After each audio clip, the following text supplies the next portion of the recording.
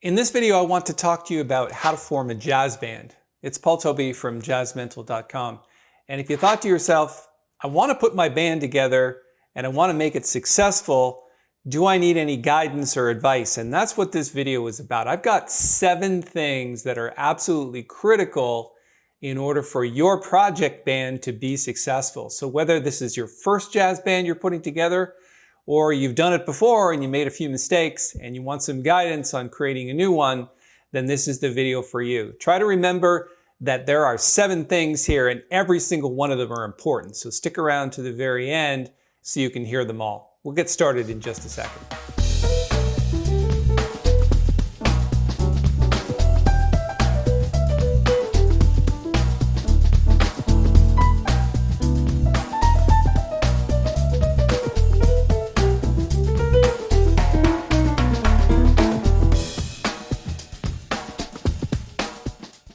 Okay, so I've got 7 things that are absolutely critical to the success of your jazz band. And of course, jazz band, funk band, whatever band you're putting together, I think this applies to all of them. But as someone who's actually put jazz bands together and toured the world in various configurations, there's some things that I've learned that can help you be a little more successful in what you're trying to do. So if you're trying to put this band together, first is you've got to have a vision for that band. I prefer the Jim Collins version of vision. Its mission is like, where are we going? Purpose, why are we going to do that? And core values is how we're going to do that. Now, core values are the things in my world that are most important. You want to surround yourself with musicians who have the same core values as you do, the same belief systems, and share in those belief systems. And of course, the behavior that each person represents is the cornerstone or the measuring stick on how well they adhere to the core values of the band. You don't want to just grab musicians because of their talent. There's a lot of ego at play here. If you really want the band to be successful, make sure that you set a strong vision, and that means mission, purpose, and core values. Number 2, first thing you want to do is get the rhythm section together. The rhythm section, typically piano, bass, drums, guitar, bass, and drums, that's what's going to ground the band. Now, those players don't necessarily need to be stronger than everybody else, in other words, at a higher level. They just need to, again, represent you and the core values and the vision and mission that you have for the ensemble. So if they buy into the concept of your vision, in other words, if the mission of the vision is to go and play a group of gigs, get a tour, get a grant, whatever it is, that rhythm section will define the overall outcome of the band, because the rhythm section is what anchors everything and it must be strong. So that's super important. All right, once you've got the rhythm section together, move on to number 3. Get a couple of horn players, or if you have this grand vision for the band, like a tentet or maybe even a big band, it's going to take you some time to conscript and find musicians, again, that match your vision and match your core values. Again, I keep coming back to this because honestly, I've been in some situations where the ego of the musicians is just too much to bear, and there's a lot of confrontation, and it's just not fun anymore. When music becomes a job and you hate going to the gig every day, then that's a problem, because music was never meant for that. It was meant to be fun and enjoyable by all musicians, not just by you. So when you're going to find the musicians to round out the band, and that means horn players, saxophones, trumpets, trombones, whatever you're looking for, I would suggest that everyone match in terms of ability. Don't try to get star players and mix them with relative beginners. That's not going to work out very well, and ego will destroy a lot of what you're trying to build, because musicians just don't like that. I personally, if you put me with musicians who are, not necessarily professionals, I have a hard time with that, because I just want to stretch my own playing and I want to play off the ability of other people. And of course, if they're weak players and they can't keep time and they're out of tune, and it's just, you've got to match them properly. All right, number 4, you've got this grand vision for this jazz band, get some charts together. really important that you don't just play from the real book and throw lead sheets in front of people or just ask them what they know and jam. That's not a vision for a band. That's a jam session.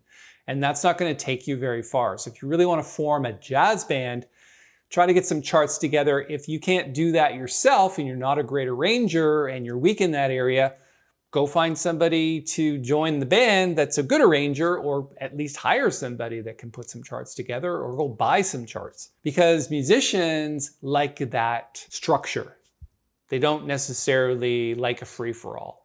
Sure, jam sessions are fun, but not when you're putting something together, not when you're putting a project together. So super important. Number 5, you've got to schedule some rehearsal time and some space. Whatever place you choose, obviously it's got to be big enough and obviously can handle the amount of volume that you're going to put out. So rehearsal space is important. There's lots of places you can rent, maybe at a university or whatever, high school. Just find something, church, basement, whatever. You've got to find it and you've got to schedule. And that's the hardest part of putting a jazz band together, is getting people to actually show up. Now, of course, if you're paying them, that's a completely different story. But typically you might not want to pay for rehearsals. So getting people to actually show up and then show up on time. Again, core values comes into play because that's the behavior of the people that match your own core values. So if one of your core values is we honor our commitments and we show up on time, and you work with people that don't do that, that's not going to take you very far. So scheduling time and getting people to stick to that, super important. All right, number 6, you got to know how to lead a jazz band. I have a whole video on that I've created. I've got, I think, 8 things that you need to know about how to lead a jazz band. I'm going to post a link up here. It's part of this playlist, but actually go check that out, because if you really want to know how to lead a band, those are the things you're going to need to know. Because if you're just winging it, yeah, you might get by. But it's nice to get some structure and some formulas from somebody like myself. So I've got 8 things that I put together. Please go check that video out. It's super helpful on how to actually lead a band. Number 7, and last but not least, is if the original vision, which was number 1, was to have a project, and this is what you're trying to accomplish, whether you're trying to do a tour, get a grant, do some recording, whatever it is, all of those projects I've done. In fact, I think one of the most exciting projects that I ever did was we put together just a trio to tour Japan. And I could tell you a lot of gig stories on that job, but I had really premier musicians. Terry Clark, who was at one time voted the 5th best drummer in the world by Downbeat magazine. And I also had Jim Vivian, who was one of Canada's leading bass players. And talk about having to be flexible as a leader. It's like you've got 2 leaders in their own right. And I mean, that was a project that I really felt strongly about. And the obvious vision for that whole thing was going on tour in Japan. And we did that, we accomplished that. One small thing that happened to me is, like, we were about to play at the university near Yokohama, and I get out of the cab and my interpreter slammed the car door on my thumb. Not the outside part, but the hinge side of the door, and my thumb like blew up like a balloon.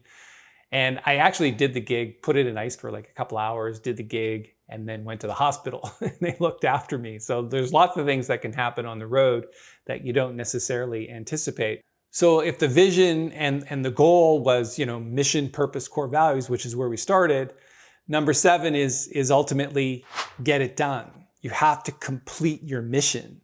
And that means go do the gigs, go do the recording, go get that grant, whatever it is you're trying to do, make sure you accomplish that, because that's what's going to help you springboard into the next project. It's very unlikely that you're going to put a jazz band together and it's going to stay with you for life. People come, people go, and you're always forming new projects. Funding has a lot to do with that, and the ability to pay and the ability to accomplish whatever project you're doing. There's a lot that entails. But at the end of the day, when you accomplish something, in many cases, that's the end of that band. And you move on to the next project, the next band, the next group of people.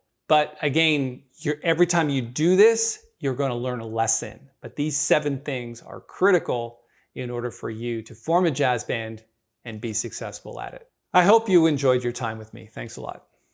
This is a fairly new YouTube channel, and we'd be really grateful if you could give it a thumbs up and subscribe to the channel. So we'll be adding about 5 videos a week, just like this one. The videos are mainly focused on technical skills development, recording tips, and even professional and business development for musicians like you who want some help from a professional musician like myself.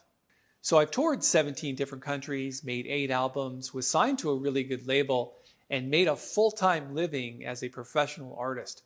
So I know and I'm confident that I can be a great resource for you. Subscribe now, and I'll see you in another video.